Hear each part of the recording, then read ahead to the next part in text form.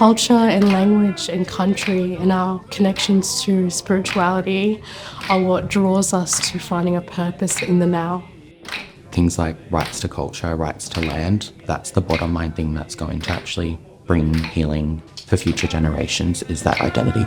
But also be able to implement strategies and ways in moving forward, because how can you go forward if you don't know about your past? I think if I could implement one change for young people, I think it would be for them to know that their voice is powerful. We want to make sure that young people feel and are physically safe as well, then we need to collaborate with them in creating a space that they feel safe.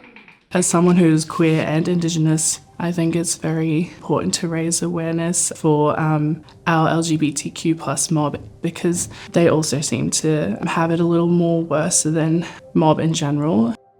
I think there's two parts to making sure that young people feel heard. One is that we give the opportunity for children and young people to actually be heard, meaning we have mechanisms and spaces for them to be able to tell their truth. The second part is about feeling heard. I think it's about seeing that they're heard, that we're acting on the things that young people and children are saying. The biggest disconnect is our elders and our old people, because they have never seen a world that looks like this before.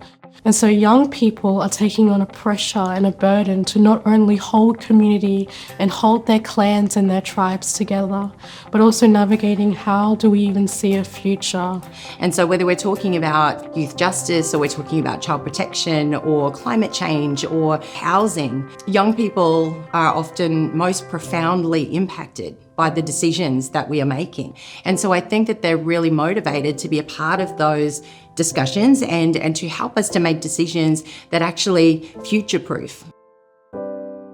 We are our ancestors' wildest dreams, which is really nice because I think it shows us that our ancestors have paved the way for us, and now we can all come together as young people. Even though we are young, we are very powerful and we have lots of things to say. We get to move into the future and be able to do stuff for our young people in the future.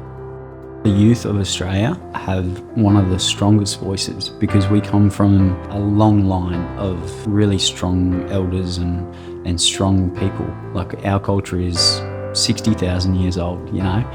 As a culture, we thrive in groups of people, and through this we can collaborate, we can grow, we can network, and we can become something more.